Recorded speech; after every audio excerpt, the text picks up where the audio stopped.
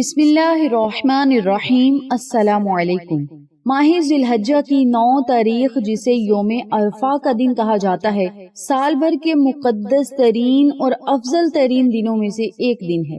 یہ حج کا اہم ترین رکن ہے اور احادیث مبارکہ میں اس دن کی بے شمار فضیلتیں ہیں۔ میری پیاری بہنوں اور میرے پیارے بھائیوں، ماہ ذی الحجہ کی 9 تاریخ یوم عرفہ کے دن یعنی حج کے دن توبہ استغفار کرنے سے گناہوں کو معاف کر دیا جاتا ہے۔ روزہ رکھنے سے رب تعالیٰ 2 سال کے گناہوں کو معاف فرما دیتے اور جہنم سے اپنے بندوں کو بہت زیادہ آزاد فرماتا ہے اور رب تعالیٰ اپنے بندے کے بہت زیادہ قریب ہوتے ہیں۔ اسی مبارک دن کے موقع پر حجۃ الوداع کے دوران میدان عرفات میں قرآن مجید کی یہ آیت نازل ہوئی: آج میں نے تمہارے لیے تمہارا دین مکمل کر دیا اور تم پر اپنی نعمت پوری کر دی اور تمہارے لیے اسلام کو بطور دین پسند کر لیا۔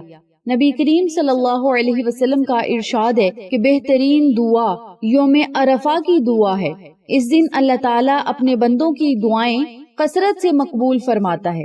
حج عرفہ کا نام ہے، یعنی اگر کوئی حاجی 9 ذی الحج کو میدان عرفات میں حاضر نہ ہو سکے تو اس کا حج ادا نہیں ہوگا۔ میری پیاری بہنوں اور میرے پیارے بھائیوں، بالکل اسی طرح اگر کوئی بندہ 9 ذی الحج کے دن اپنے رب کا ذکر کرنے سے محروم رہ گیا، 9 ذی الحج کے دن اپنے گناہوں سے معافی مانگنے سے رہ گیا، 9 ذی الحج کے دن اپنی حاجت اللہ کے سامنے اس نے نہ رکھی، وہ حج کے دن کی برکات سے محروم رہے گا۔ اور جو کثرت سے اس نے اپنے دل میں دعائیں رکھی ہیں، وہ حج کے دن کی برکات اور حج کے دن کے انعامات سے محروم رہے گا۔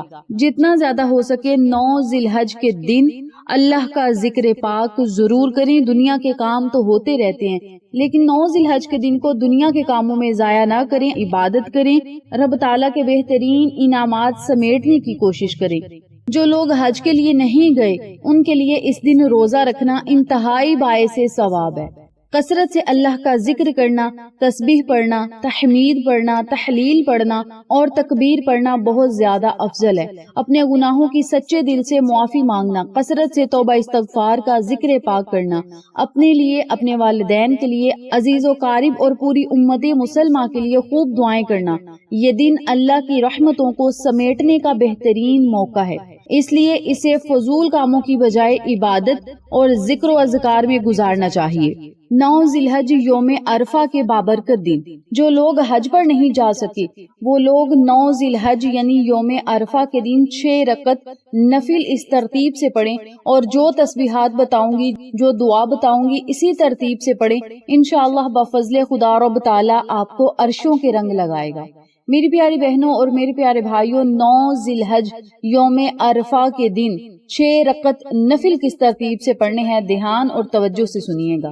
2 رکعت نفل آپ نے ادا کرنے ہیں صلاۃ التوبہ کی نیت سے، اور نفل بالکل آسان طریقے سے پڑھنے ہیں۔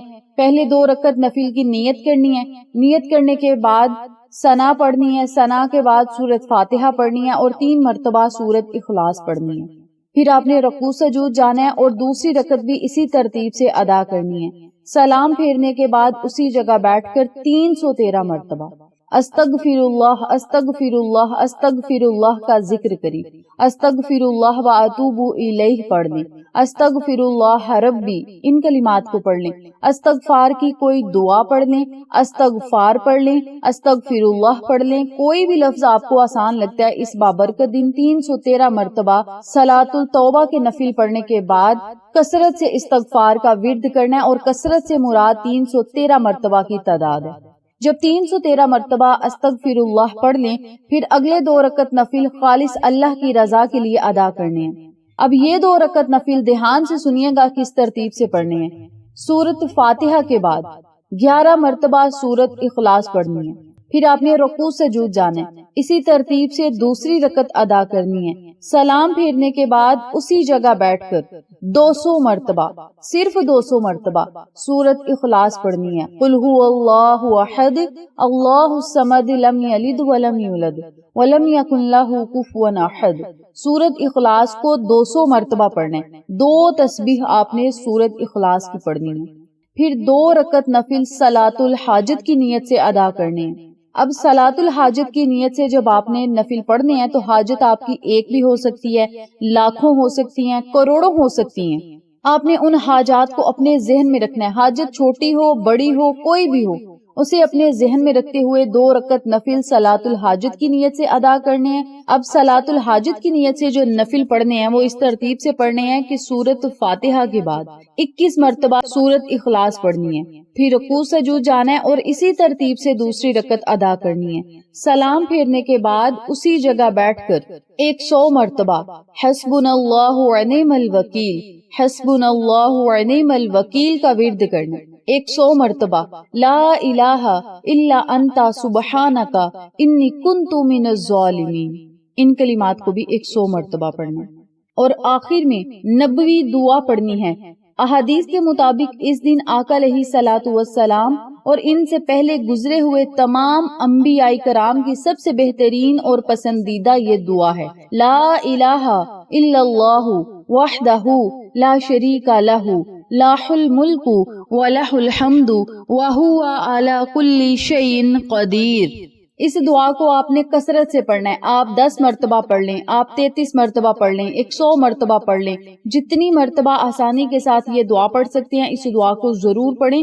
یہ دعا نبوی دعا ہے اور آقا علیہ الصلوۃ والسلام کی پسندیدہ دعا ہے، اور اس دن رب تعالیٰ کا جتنا زیادہ ہو سکے شکر ادا کریں۔ مولا تیرا شکر ہے تو نے ہمیں اپنے ذکر کے لیے چن لیا۔ سوچئے اللہ تعالیٰ کتنا خوش ہوگا کہ میرا بندہ آج کے اس بابرکت دن میرا ذکر پاک کر رہے، اور اس دن ذکر پاک کر رہے جس دن رب تعالیٰ سے اگر گناہوں سے معافی مانگی جائے تو اللہ تعالیٰ 2 سال کے صغیرہ گناہ معاف فرما دیتے ہیں، اور کبیرہ گناہوں کے لیے جب آپ توبہ کرتے ہیں تو رب تعالیٰ خوشی خوشی وہ بھی معاف کر دیتا ہے۔ اس بابرکت دن اپنے رب سے پریشانیوں سے نجات مانگے، بیماریوں سے شفائیں مانگے، بے اولاد اللہ سے اولاد مانگے، بے گھر اللہ سے گھر مانگے، بے زر اللہ سے زر مانگے، بے ہدایت اللہ سے ہدایت مانگے۔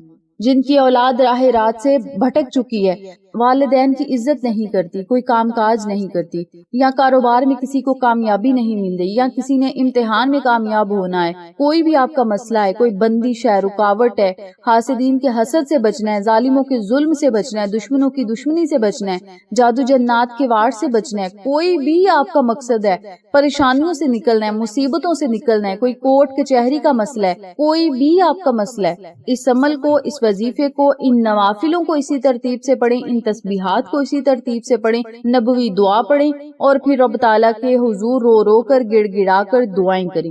اور جب آپ نے دعا کرنے بیٹھنا ہے، دعا کرنے سے پہلے بھی 7 مرتبہ، دعا کرنے کے آخر میں بھی 7 مرتبہ درود ابراہیمی ضرور پڑھنا ہے۔ درود ابراہیمی کے بغیر اگر کوئی دعا مانگی جائے تو وہ زمین اور آسمان کے درمیان لٹکی رہتی ہے، عرش تک نہیں جاتی۔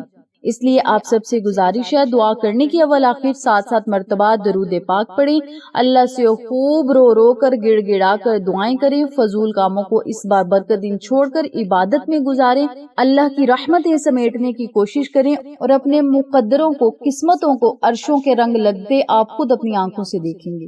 میری پیاری بہنوں اور میرے پیارے بھائیوں، اس بابرکت دن اس ذکر پاک کو خود بھی کریں، اپنے پیاروں کے ساتھ، جاننے والوں کے ساتھ ضرور شیئر کریں تاکہ تمام لوگ اس وظیفے سے مستفید ہوں، ہم سب کو صدقہ جاریہ کا ثواب ملتا رہے۔ انشاءاللہ پھر کسی نئے وظیفے یا اچھی معلومات کے ساتھ آپ کی خدمت میں حاضر ہوں گے، تب تک کے لیے اجازت دیں، اللہ نگہبان۔